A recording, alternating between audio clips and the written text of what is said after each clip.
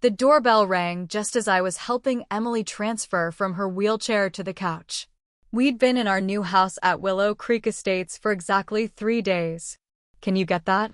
Emily asked, adjusting her leg braces. After 15 years as a K-9 officer, a chase gone wrong had left her with partial mobility, but my wife was still the strongest person I knew. I opened the door to find a woman with perfect blonde hair holding a clipboard. 2 men in polo shirts stood behind her like bodyguards. "Welcome to the neighborhood." Her smile didn't reach her eyes. "I'm Brenda Harrison, president of the Willow Creek Estates Homeowners Association. We're here for your welcome packet and first month's dues." I scratched my head. That's odd. Our realtor said this property was exempt from the HOA. It's written in our closing documents. Brenda's smile vanished. There must be some mistake. Every home in Willow Creek Estates belongs to our association. It's mandatory. Not according to our paperwork. This property was developed before the HOA was formed. We have grandfathering rights. Her eyes narrowed. We'll need to see these supposed documents. The board meeting is Wednesday at 7 p.m. Bring them then. She thrust a thick folder into my hands. In the meantime, here are our guidelines. You'll need to remove that ramp by your side door. It doesn't meet our aesthetic standards. My face grew hot. That ramp is for my wife. She's disabled and needs it to enter the house. Rules are rules, Brenda said with a shrug. You can apply for a variance, but the committee only meets quarterly. Next meeting is in August. From inside, Emily called. "Who is it, David?" "Just the HOA introducing themselves," I answered, trying to keep my voice steady. Brenda peeked past me, spotting Emily on the couch. Something flickered across her face. Not sympathy, but calculation. "Your situation doesn't exempt you from community standards. We pride ourselves on uniformity here." "Thanks for stopping by," I said firmly, starting to close the door. Brenda stuck her foot in the doorway. "One more thing. Your wife's van with those service dog stickers, it needs to be garaged. No commercial vehicles in driveways overnight." "It's not commercial. It's equipped for her wheelchair." "It has advertising on it," she insisted. "It has a K-9 support decal because she was a police officer." Brenda withdrew her foot. "The rules apply to everyone, Mr. Mitchell." "Wednesday, 7 p.m. Don't be late." I shut the door, my hands shaking with anger. "What was that about?" Emily asked as I returned to the living room. I handed her the folder. "We've met the local dictator. She says our house is part of their HOA and wants us to take down your ramp." Emily flipped through the guidelines, her expression darkening. 56 pages of rules. Maximum grass height of 2 inches. No flags except on approved holidays. This is ridiculous. She also says your van can't be in the driveway because of the K-9 decal. Emily slammed the folder shut. "That's not legal. The ADA clearly states." "I know," I said, sitting beside her. "We'll fight this." I kept all our closing documents in the fireproof safe. We spent the evening reviewing our paperwork. Sure enough, our property was explicitly excluded from the HOA's jurisdiction. The development had expanded around our lot, but our home had been built 10 years before Willow Creek Estates was even named. The next morning, I left for work at my usual time. Emily had physical therapy at 10 o'clock, so she'd be leaving later. I kissed her goodbye, never suspecting the war that was about to begin. At lunch, my phone rang. Emily's voice was tight with fury. "They put a boot on my van." "What?" "Who did?" "Your new friend Brenda and some towing company." "I can't get to my therapy appointment." I immediately left work and raced home. When I arrived, Emily was arguing with a man in a tow truck uniform while Brenda watched from her porch across the street. "This is illegal," Emily was saying, her wheelchair positioned to block the tow truck driver from approaching further. "You can't tow a vehicle from private property without proper authorization."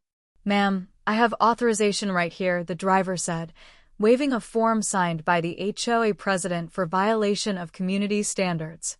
I approached quickly. "This property isn't part of the HOA. You have no jurisdiction here." "Not my problem," the driver shrugged. I just go where they send me. Brenda crossed the street, a smug smile on her face. Perhaps this will motivate you to attend Wednesday's meeting. Consider it a warning. Next time, your vehicle will be impounded. Emily's eyes flashed dangerously.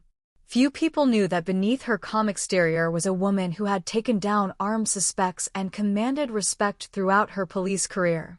"Remove this boot now," she said quietly, "or I make one phone call to my former captain, and you'll have 5 patrol cars here in minutes investigating an attempted theft." The driver looked uncertainly between Emily and Brenda. "She's bluffing," Brenda said dismissively. Emily pulled out her phone, showing her police badge wallpaper. "Try me." 15 minutes and one heated phone call later, the boot was removed. A patrol officer, Emily's former rookie, arrived just to check on the situation. Brenda retreated to her house, but the battle lines had been drawn. That night, I installed security cameras around our property. Emily contacted her lawyer friend who specialized in housing discrimination. We were prepared for war, but we didn't realize how quickly it would escalate. Over the next day, Brenda rallied her forces. Neighbors accidentally blocked our driveway. Anonymous complaints were filed with the city about our unsightly ramp. Someone even reported our sprinkler system was violating water restrictions, triggering an inspection. "They're trying to wear us down," Emily observed as we watched through the window while Brenda led a group of neighbors on a property value walk that stopped conspicuously in front of our house. "What do they want?" "For us to move." "No," Emily said thoughtfully. "Brenda wants control. And there's something else going on here. Did you notice how quickly that tow truck showed up? I bet there's a kickback arrangement." "What's our next move?" I asked. Emily's expression was determined. "We gather evidence. We build allies. And we prepare for Wednesday's meeting." We spent that evening researching Brenda Harrison. Emily's police contacts provided interesting information. 3 prior complaints about HOA overreach, all mysteriously dropped. Property records showed Brenda owned a rental house in the next county with the same towing company's sign prominently displayed. This isn't just about us, Emily realized. She's built a little empire here, and we're threatening it. Wednesday arrived with an unexpected twist. I returned home from work to find our driveway empty. Emily's specially equipped van was gone. My heart hammered as I called her cell phone repeatedly, getting no answer. Just as panic was setting in, my phone rang with an unknown number. "David, it's me." Emily's voice sounded strained. "Where are you? What happened?" "They towed my van while I was at physical therapy. I'm at Rapid Recovery Impound on Industrial Boulevard. They want $450 to release it, claiming the HOA authorized the removal for commercial vehicle violation. I called Captain Miller, but he's in court all afternoon. Can you come get me?" "I'm on my way," I said, already heading back to my car. "Hang tight." As I drove, fury built inside me. This wasn't just an inconvenience or a power play anymore. This was directly targeting Emily's independence and mobility. Brenda had crossed a line, and she was about to learn why that was a terrible mistake. The impound lot was surrounded by chain-link fence topped with barbed wire. Emily waited outside the office in her wheelchair, her face tight with anger and humiliation. When she saw me, she tried to smile, but I could tell she was fighting back tears. "I've been here for 2 hours," she said as I knelt beside her. "The manager says they can't release the van without payment, even after I explained it's my mobility vehicle." I squeezed her hand. "We'll pay it, then fight this legally. Did you get any paperwork?" Emily handed me a form authorized by Brenda Harrison for commercial vehicle violation because of my K-9 support decal. She's claiming it's advertising. Inside the office, a board attendant barely looked up. $450 to release. Cash or credit. Additional $50 after 24 hours. "This vehicle is specially equipped for a disabled person," I explained. "Towing it is against federal law." He shrugged. "Take it up with the HOA. I just processed the paperwork." I paid the fee, seething. When we finally reached Emily's van, I noticed a new scratch along the wheelchair ramp. Emily saw it too and went silent, the controlled quiet that her former colleagues had called her storm warning. "Take pictures of everything," she instructed. "Every scratch, the paperwork, the lot. We're building our case." On the drive home, Emily made calls. First to her lawyer friend, then to former police colleagues, and finally to a local news reporter who had covered her K-9 unit's achievements years ago. "Allison Reed, Emily Mitchell. Remember that story you wanted to do on housing discrimination against first responders? I think I've got something for you." By the time we pulled into our driveway, Emily had arranged for a news crew to meet us at the HOA meeting. As we approached our house, we noticed something new: small American flags planted along our property line. "What's this?" I wondered. Our next-door neighbor, an older man named Arthur, waved from his porch. "Heard what happened with Brenda and your van," he called. "Those flags mark the original property line from before the development. I've lived here 30 years. Your lot was never part of their precious HOA."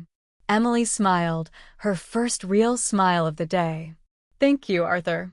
Been waiting for someone to stand up to that woman," he admitted. "Most folks are too scared.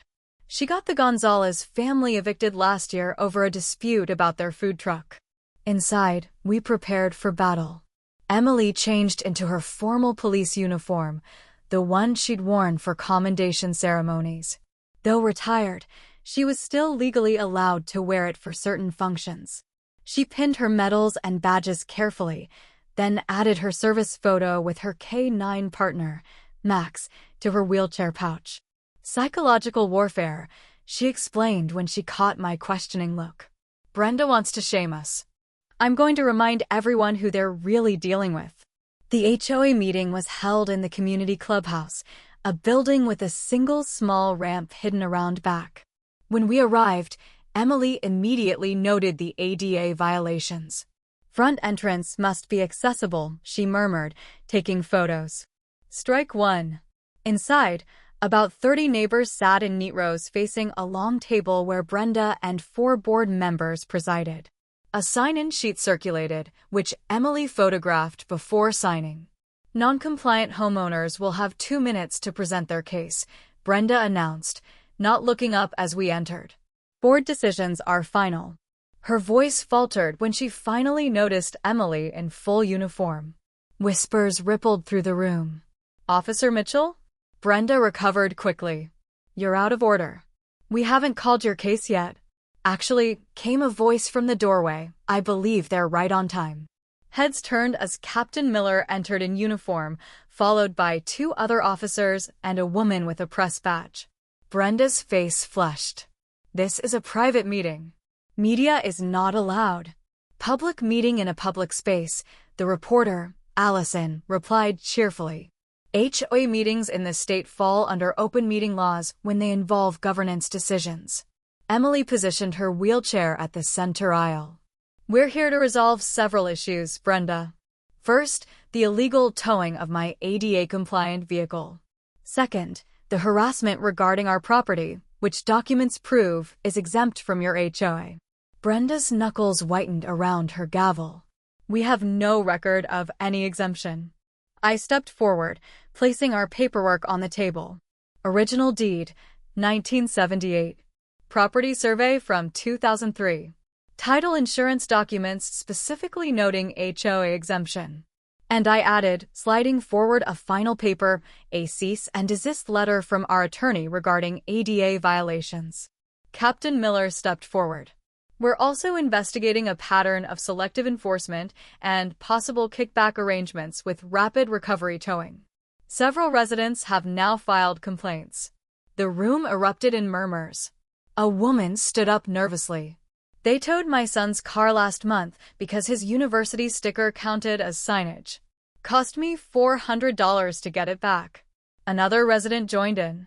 "They cited me for a basketball hoop that was supposedly 6 inches too tall."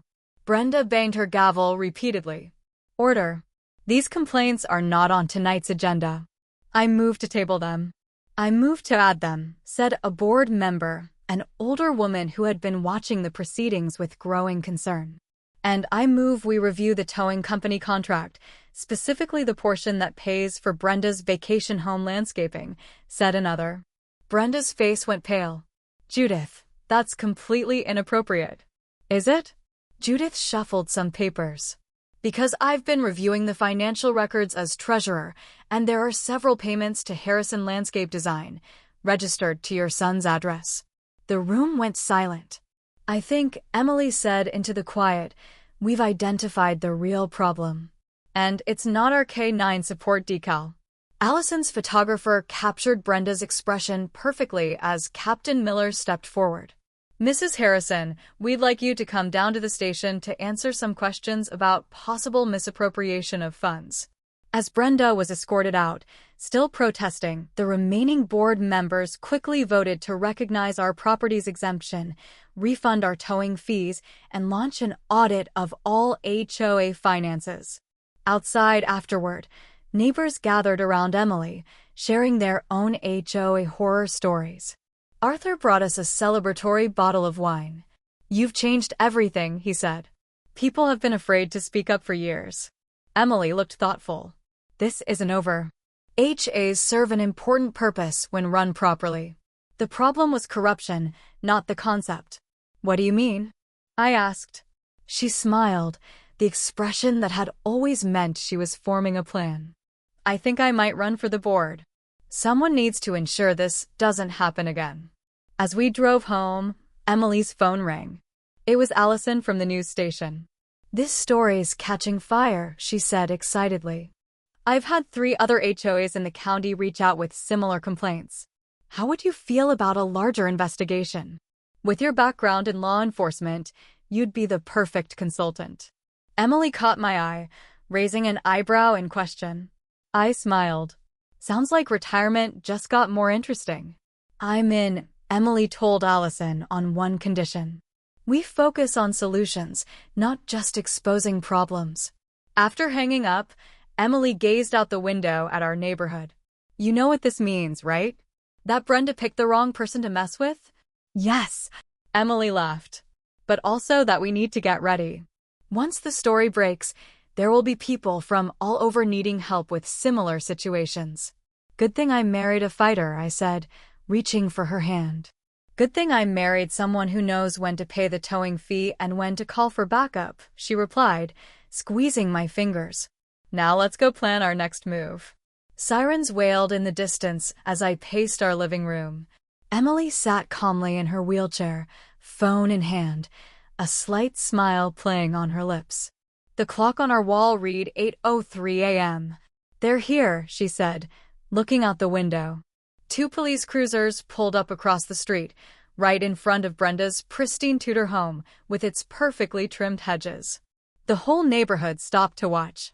Mr. Davis from next door even put down his garden hose and moved closer to his fence for a better view. "Did you really need to call in the K-9 unit?" I asked. Emily chuckled. "Trust me, honey. Brenda crossed the line when she had my van towed.